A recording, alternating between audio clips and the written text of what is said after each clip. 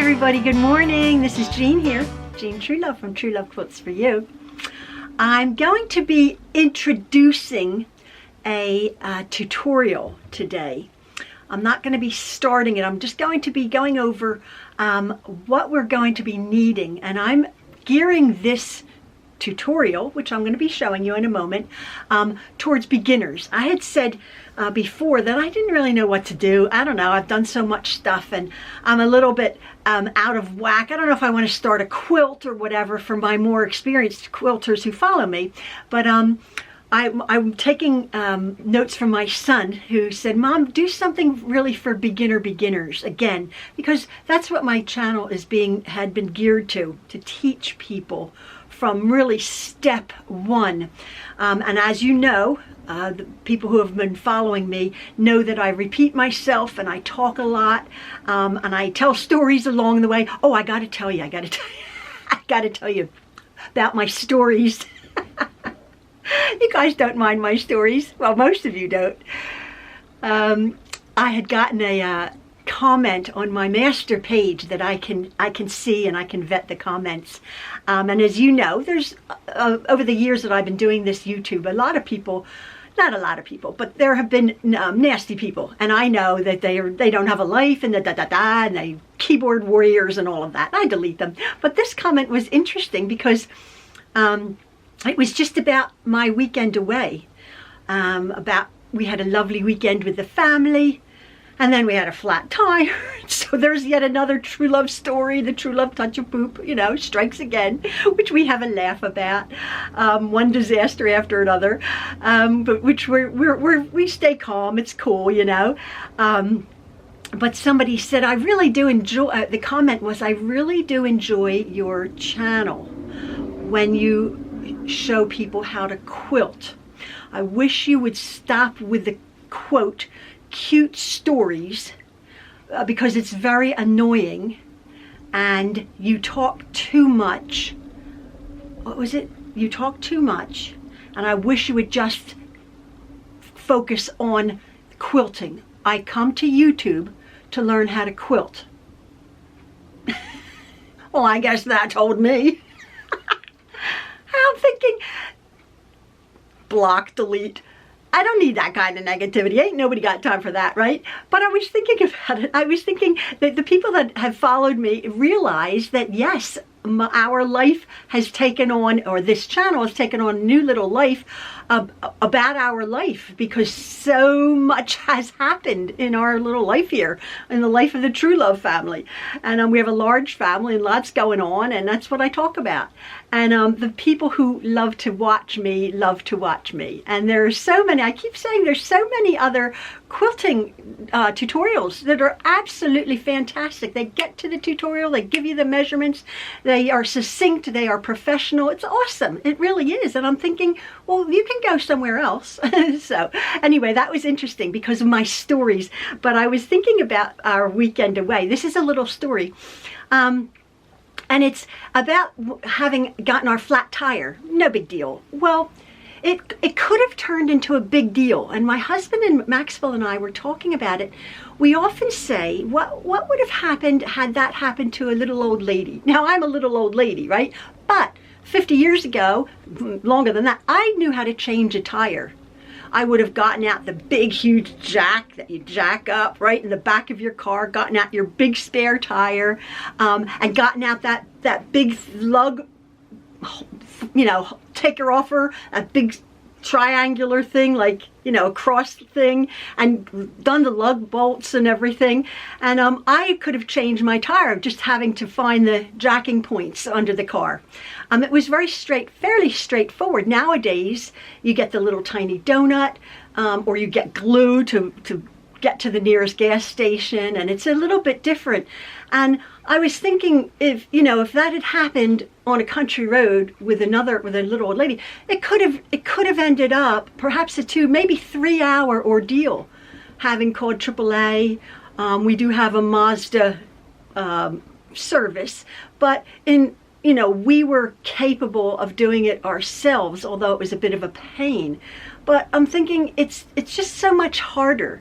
We were saying that, like Maxwell always says, when we even go to undo a water bottle, like what would a little old lady do? They're hard. Is that not something?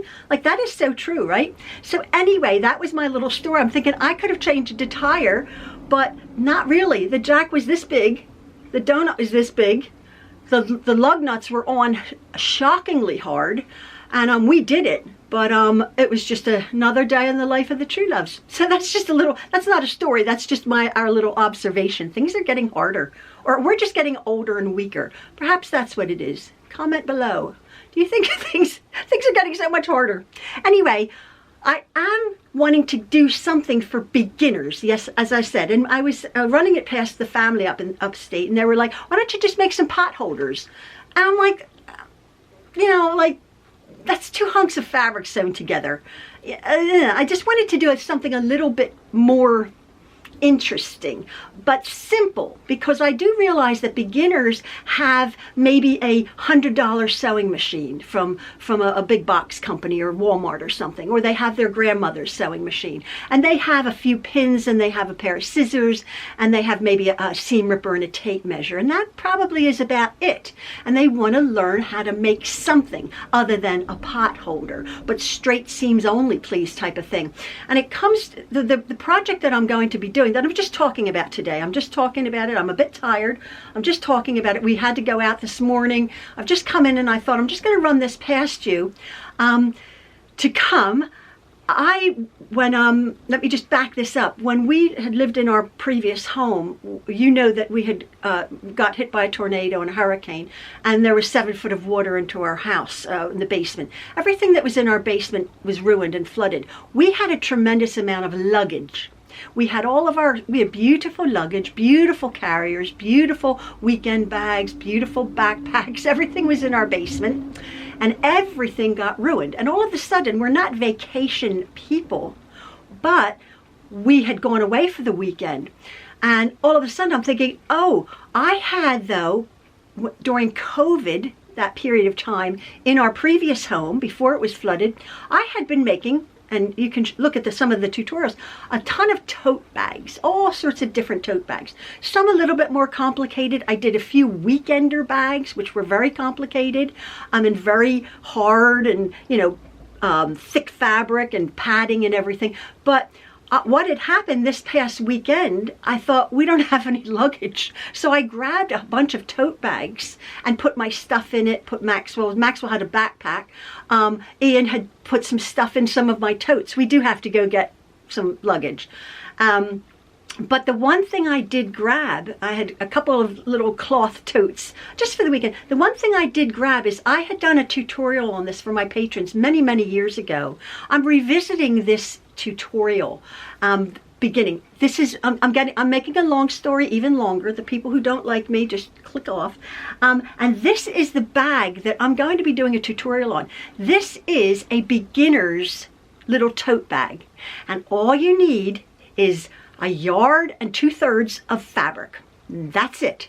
Now, this is my bag, and it's full, and it's a big one, as you can see. This is what I took up to the mountains. And this little tote bag here, which is really sturdy, this is, as you can see, it's quite large. Now this tote bag here has, let me see, I put in 1 towel, 2 towels, 3 towels. It's like Mary Poppins, right? And 4 towels. That's how capacious the capacity of this little bag is. Now, obviously, it's made of just 1 lot of fabric, and it's fully lined with absolutely 0 raw seams, and I tell you about that. And it could, if you wanted it to be, you could have a little closure here with some Velcro or a magnetic catch or a tie, which I will show you when I do the tutorial on it. But it's more like a folded origami type of thing. It maybe look a little bit complicated for a beginner, but what a practical, pretty bag, large bag for market, for gym wear, for the beach. Really a lovely, lovely bag that I'm going to be demonstrating. It has a lovely little bit for the handle here, and again, it can have a closure. It is huge though, and it's really, really practical. And the way I show a beginner with their regular little sewing machine how to make this is really sturdy. And all you are going to be needing is going to a fabric store or even a Walmart at this point if they have some fabric, and get 1 2/3 yards, maybe 1 3/4 yards, just to be on the safe side, of quilting cotton. Okay, you could make this out of another fabric, even if you had some old polyester laying around. It doesn't really matter, but I'm going to be making this bag, this one is the same fabric. Okay, I'm going to be making my bag, another one of these, with 2 different fabrics. I'm going to be making the outside of one fabric, and then I'm going to be making the lining of another fabric. So I will be needing for my project, because I just think I'm going to change it up a little bit, I'm going to be needing 2 lots of 1 2/3 yard. Okay, you will have fabric left over when we cut our material, but if you just want one piece of fabric for both the lining and the outside, you're going to need 1 2/3 yards. Now, there is one more thing. I say there's no raw seams. There really isn't. They're almost sort of like French seams that we're making, which is a seam within a seam. I'm going to be explaining this step by step, as you know that I do, after you've gotten your 1 2/3 yards of fabric, or 2 lots of 1 2/3 yards, one for the top, one for the lining. The one thing I'm going to be using, not that I'm recommending it, but I am going to be using a pair of pinking shears. Now, you beginners may not know what pinking shears are, or again, they may be in your grandmother's sewing kit or something. Pinking shears it's a heavier scissors, you can see. They have a sawtooth blade here. Now, when you cut fabric, especially cotton, it will have the tendency to fray, all those little lines. If you cut a cotton fabric with pinking shears, what these little grooved teeth do, these saw teeth do, is it cuts the fabric in such a way that your fabric will not fray. So if you cut a seam with your pinking shears, you can be pretty much assured that that seam will not come away and fray. There's only 2 areas on our little tote bag here, which I actually cut the corners off, and I used my pinking shears. If you don't have pinking shears, I will show you quickly how I would have bound it, which you probably won't want to do, or if you had a zigzag on your little machine, which you could probably just do a zigzag. But if you don't want to do that as a beginner, like I don't know how to do that, and you don't have these, it's fine. There's going to be 2 small seams that will have raw seams, but you won't ever see them. And the way I'm going to be showing you how to construct your bag so very sturdily is it's not going to fall apart. It's not going to affect it. Now, as I have repeated, as I do, I will get to my tutorial a little bit later. This is to come. Again, this is for beginners. If you need to go out to a fabric store, you're going to get your 1 2/3 yards, maybe twice, for a top and a lining. You will have some fabric left over, and I will show you exactly what to cut, how I'm going to be cutting my fabric. I'm going to be choosing from my fabric here, and how I'm making this bag. And again, if you experienced quilters, could probably make this bag in about 40 minutes. It's a very simple construction, but I thought instead of having, a pot holder or something, we'll make something that has some use at the end of the day. And boy, oh boy, can you see that? It was really useful. I got to go get some luggage, because if we go anywhere, we don't have any.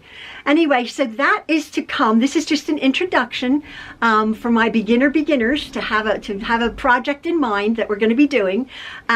We have some things to do. I wanted to tell you that because of my husband and Maxwell were in a car accident, they are having some ongoing treatment. Excuse me. it was about 3 weeks ago.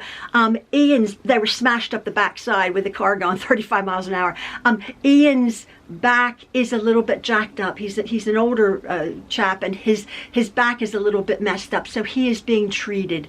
And Maxwell is young and strong, but they haven't bounced back quite as quickly as we had hoped at this stage, but they are okay. They're on the mend. They're being looked after. And again, thank you for all your prayers and all your kind words towards my family, all of the family. We always say we count our blessings. We are very, very blessed to have our large family that look after us. And again, our Maxwell, who's just a darling. He was the one who we said, what would we have done with a flat tire without our Maxwell? Obviously, Ian and I would have done it. We would have gotten down and we would have done it. But it's so lovely to have Maxwell to help us. And as I said in the last video, we need Maxwell as much as he needs us. And so we're so very, very blessed to have our large family and our YouTube family who share with our adventures, good or bad, mostly bad sometimes, but never mind. So anyway, watch this space. It might be, this is just a story that somebody doesn't like to watch it. Just click off me and I'll delete your comment. And I hope you enjoy the day, folks, and something to look forward to for a very, very beginner. So if you have anybody who's a beginner, tell them to tune in and we'll make a nice, practical, lovely little bag for you. All right, folks, have a lovely day. Love from the Trueloves. Bye-bye.